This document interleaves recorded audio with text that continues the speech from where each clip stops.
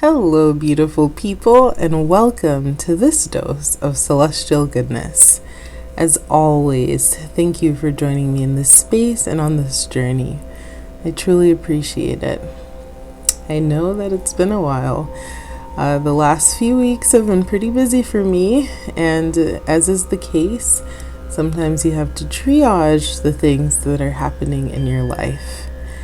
I am always thinking about this space, things to share, and just any kind of reminders on how it is to live in the fullness of our lives despite what can sometimes feel like the world burning. So, how have you been? You can let me know in the comments. I would love to hear about anything delightful that has been unfolding in your world and in your space. And before we get into what this week's video is about, I really just wanted to get us present for a moment. So wherever you are, whatever time you're watching this, and whatever you're doing, I really want you to just check in with yourself. So if you can sit in somewhere comfortable, or if you can get in a comfortable position, please do so now. And I want to ask you a couple of questions. So how does it feel to just sit or lay down or just to be? How does it feel in this moment to not have anything really to focus on except your breathing? Put all of your responsibilities aside for a moment.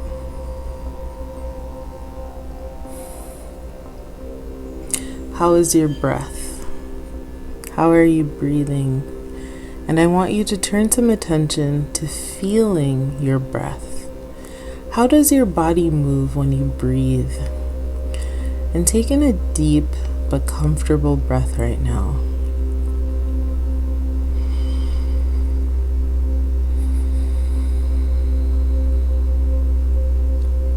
Close your eyes if you need to, and just allow yourself to feel breathing in and breathing out. As you do this, I want you to scan your body, starting at your crown, just at the top of your head, and mentally move downward from your head all the way down. And as you do this, do you feel any tension in any parts of your body? Now, I know that for myself, I generally hold stress in my shoulders and my upper back area. As you are working your way down, I also want you to picture a golden light just washing through your body and easing away any tension that you might be feeling. Allow this warm light to linger at any places that feel tense or tight.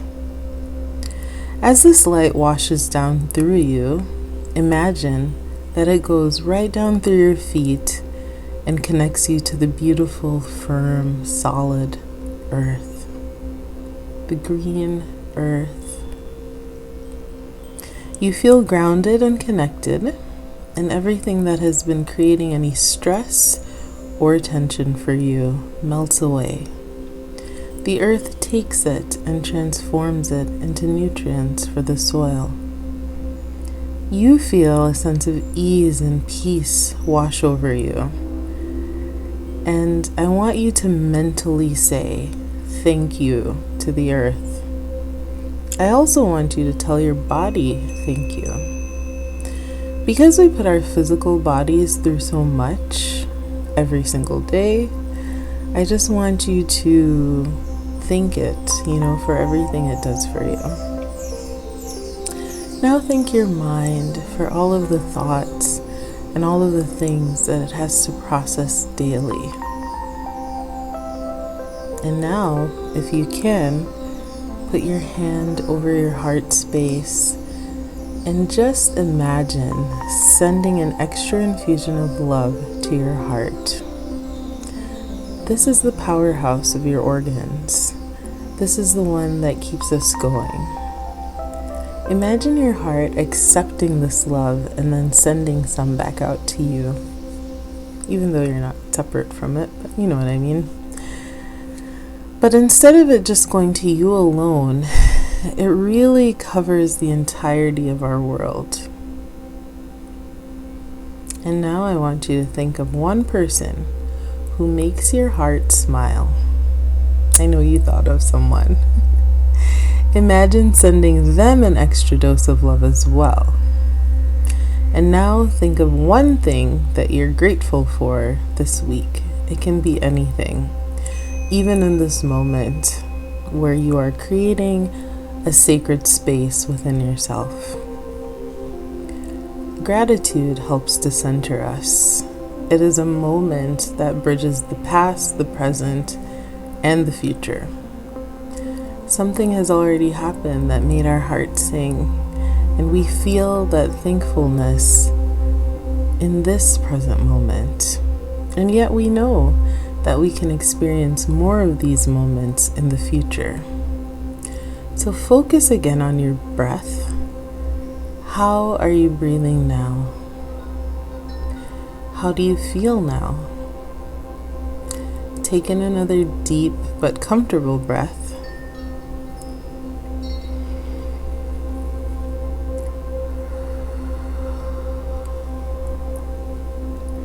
And just open your eyes. Remember that you can check in with yourself anytime and anywhere just by remembering to connect to your breath. So thank you so much for doing that with me, because, we are, like I always say, in unprecedented times, and there's just so much happening that can really move us off of our center. So this week, I wanted to talk a little bit about astrology and my deep love and appreciation for this subject. In over a year and a half I've already called that into existence. I guess it is a year and a half. Anyway, and over the time that I've had this blog and channel, I've talked a lot about astrology, but I haven't really shared some of the information that I know. And to be honest with you, I've been a little scared probably of putting myself out there more as someone who knows about this topic beyond the basics. In reality, I've actually studied astrology and mythology since I was about 12 years old. And in the past year, I've actually increased my studies, taking classes, attending conferences, and learning from some of the best teachers in the world. I have also been sharing some of my understanding of astrology with friends and family, and I've even been reading their natal charts. And if you're listening and you've shared your natal chart with me, thank you, because it is such an honor to peer deep into who someone is. And P.S., if you are interested in letting me practice on you, please reach out, because I am in the process of overcoming one of my own fears. Of what the fear is, I really can't tell you, but I'm just going to put it out there to the world in this space that I am taking the steps to become a professional astrologer, in addition to my regular work and all of my side work. And that in the coming years, I will have a business that focuses on helping people learn more about themselves and how to navigate life by working with astrology and the cosmos. I will teach it, I will continue to learn it, and I'll really dive deeper into something that I've loved for a very long time. So thank you for witnessing that, because sometimes we just have to put the thing out there. So what is astrology, right? Everyone has probably heard the question, what is your zodiac sign? What is your zodiac sign? Do you know? Well, the word zodiac actually means wheel of animals. See behind me? In Greek, and it refers to the 12 signs of astrology. When people ask that question, though, they're usually referring to your sun sign. Most people do know their sun sign, and it's simply because you just need to know the day when you were born. that is the sign that the sun was in on that particular day. So for me, I was born in the middle of December. At the time of my birth, the sun was in the zodiac sign of Sagittarius. That makes me a Sagittarius sun sign. There are 12 signs to the zodiac: Aries, Taurus, Gemini, Cancer, Leo, Virgo, Libra, Scorpio, Sagittarius, Capricorn, Aquarius, and Pisces. And there really is a beauty to the zodiac, and we won't dive into that today because this is really more of just like an introduction of dipping your toe in. But know that especially in classical astrology, there is a depth and a symmetry and a true beauty to the structure of the cosmos. And I hope that as I share more of this material, that you will be able to see it and that you'll be able to apply it to your own life. Of course, that still doesn't tell us what astrology is. And different people have different quotes for telling you what it is, because it truly is a vast subject. But here are two that I really like. And the first is from Christopher Penczak, and he says, "Astrology is the science and the art of interpreting the heavens and its relationship to phenomenon upon the earth. Bodies and movements within the heavens correspond to power and forces within ourselves and within our environment. When patterns are too personal or immediate, looking at the bigger picture of the heavens and calculating patterns in the past and patterns to come give us a greater understanding." The second is from a class that I took with the astrologer Rick Levine, and he shared this quote, and it's from someone named Michael Meyer from the Handbook for the Humanist Astrologer.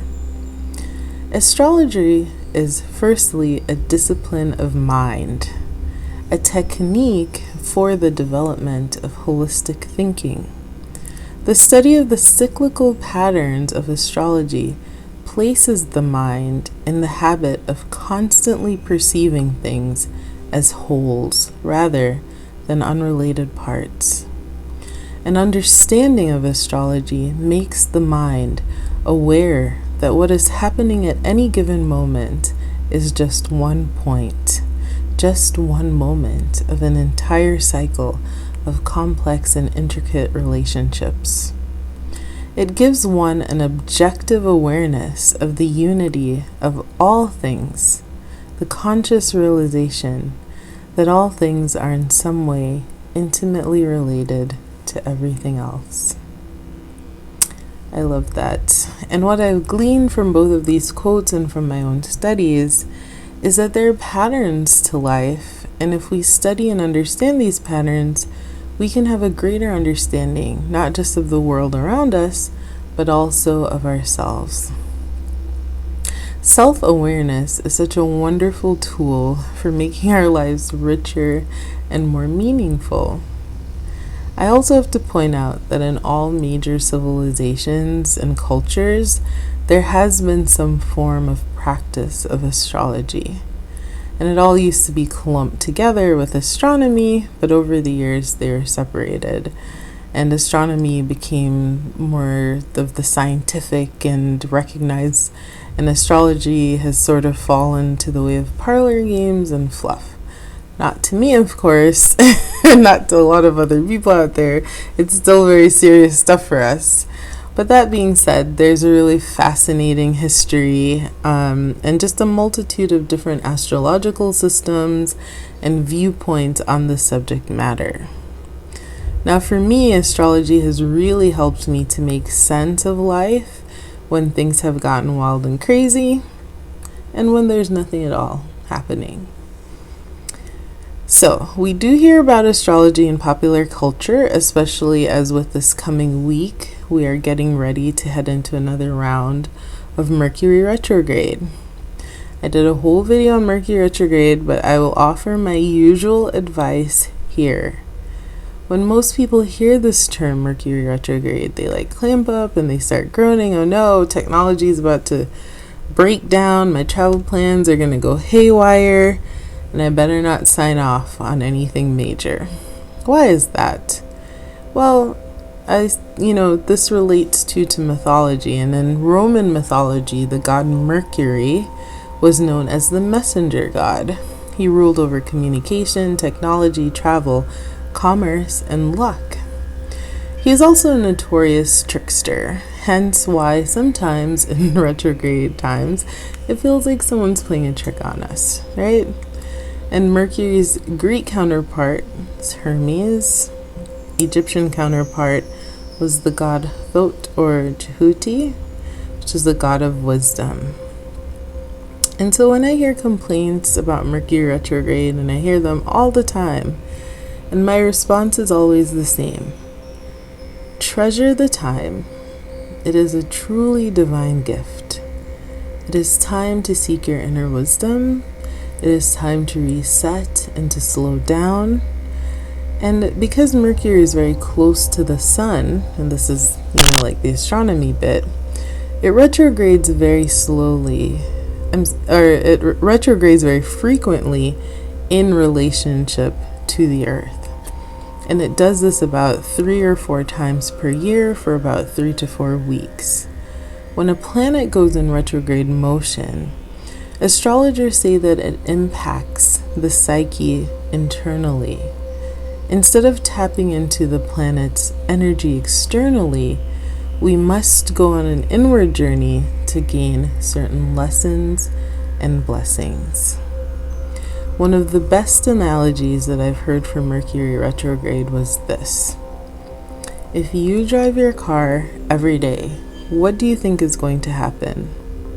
Before long, you'll need service, new tires, and an oil change. And humans are the same way. We too need rest and time to recharge. And when Mercury retrogrades and we suffer delays and we're sometimes forced to slow down and to see things from a different perspective, we are forced to rest. Most astrologers suggest that in retrograde periods we should do the things that begin with RE: rest, recharge, rejuvenate, revisit, remind, and revitalize. So, this is what I am going to encourage you to do this week. Take some time to sit with yourself, to check in, and to make sure that you are feeling connected to Source and to your center. Practice gratitude, and remember that we all have a role in helping to craft the world that we desire to see and to be a part of. The past weeks have been beautiful, but there have also been heartbreaking moments in the world. And you feel those things so deeply, especially when you remember that we are all truly connected. Astrology helps me to remember this.